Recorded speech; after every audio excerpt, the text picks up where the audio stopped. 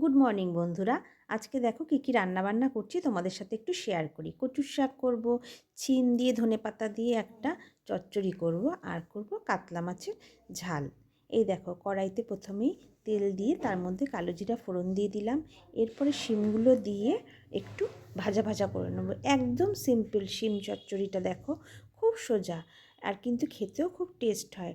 শিমটাকে একটু নাড়াচাড়া করে কিছুক্ষণের জন্য আমরা ঢাকা দিয়ে রেখে দেবো, একটু ভাপে ভাজা ভাজা হোক। দেখো ভাজা হয়ে গেছে অলমোস্ট।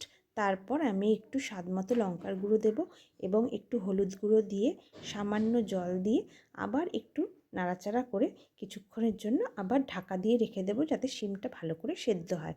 দেখো আমার শিম সুন্দর সেদ্ধ হয়ে গেছে। তার মধ্যে স্বাদ মতো নুন, সামান্য মিষ্টি আর ধনেপাতা দিয়ে আমার রেডি শিম চচ্চড়ি।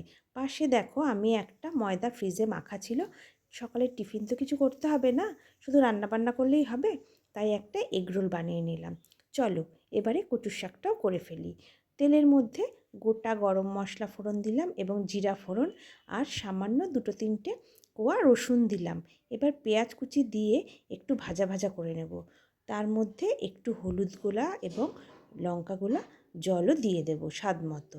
এবার কচুর শাকটা দিয়ে ভালো করে কষাবো। কচুর শাক যতই সেদ্ধ করে জল ঝেড়ে নিই না কেন, জল কিন্তু ঠিক বেরোবেই। স্বাদ মতো নুনও দিয়ে নিলাম এবং সামান্য মিষ্টি। কেউ যদি মিষ্টি না দিতে চাও না দিও, আমি একটু মিষ্টি দিলাম। সঙ্গে একটু তেজপাতা আর গোটা লঙ্কাও ফেলে দিলাম। দেখো টানাতে টানাতে আমার কচুর শাক কিন্তু রেডি। নামানোর আগে একটু গরম মশলা দিয়ে দিলাম। একটু ঘি থাকলে কেউ ঘিও দিতে পারো। এবার দেখো কাতলা মাছে চলে এলাম। বেশ বড় বড় 3.5 কিলো ওজনের মাছটা ছিল। মাছটাকে সুন্দর করে ভাজা ভাজা করে নেব। না, দই কাতলা করব না, সিম্পল ঝোল করব। ঝোলও নয়, ঠিক গামাখা গামাখা।